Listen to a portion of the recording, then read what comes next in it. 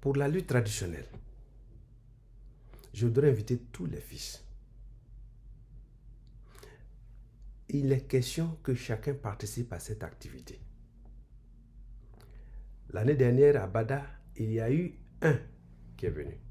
Cette année à Bada, il faut qu'il y ait des lutteurs. À Fanaka, ils sont toujours là. Dans les autres campements, ils sont là. Dans tous les quartiers de Nakara, ils sont là, ils participent. Ceux qui sont en dehors du village, qui sont de la communauté, en dehors du village, qui sont dans les grandes villes, même qui sont dans la diaspora qui arrivent, c'est l'occasion de participer. Si vous savez faire cette activité de la lutte, il faut y participer. C'est important. La lutte, c'est un sport. C'est un sport traditionnel. Donc, il n'y a aucune honte à ça. C'est même une fierté de connaître ça. Et donc, nous voulons demander à tout le monde de se préparer à venir participer effectivement à cette activité de la lutte et aussi à la journée de la parade. Le lendemain matin, sur la grande place publique, avec tout le monde, on va vraiment terminer la semaine traditionnelle de Angolo dans la joie. Et on prie Dieu de nous accorder la longévité, la bonne santé, la sécurité. Pour le déplacement pour aller à Angolo, l'année dernière, il y a eu un convoi.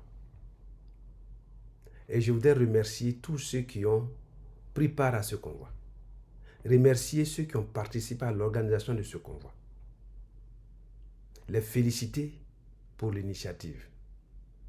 Cette année, le convoi est reconduit. Le convoi arrivera au village le vendredi 29 novembre.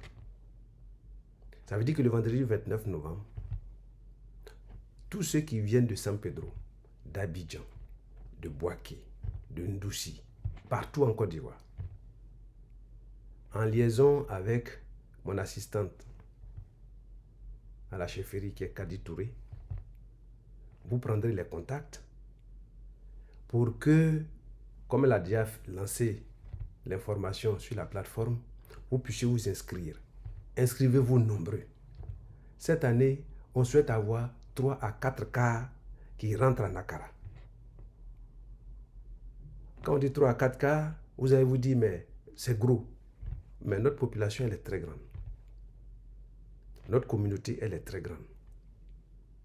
Si toute la communauté s'élève, si toute la communauté décide de rentrer à Nakara, si toute la communauté participe au convoi, on peut faire ça. Et je rappelle à tout le monde, Angolo, ce n'est pas une histoire de je fais cette année, l'année prochaine je ne fais pas, après l'année prochaine je vais faire. On ne remercie pas Dieu en disant, je choisis cette année de lui dire merci, l'année prochaine je ne lui dis pas merci, l'année qui va suivre je lui dis merci. Non. Le temps là, ça appartient à Dieu. Et lui dire merci à chaque moment. C'est notre mission sur terre. Reconnaître ce qu'il fait de bien pour nous là. Il n'y a rien de tel. Venir dire merci à Dieu, il n'y a pas quelque chose qui est plus grand que ça, qui puisse t'empêcher de dire merci à Dieu. C'est vrai, chacun prie à la maison, chacun prie à la mosquée. Mais ces grands rendez-vous, c'est des belles occasions.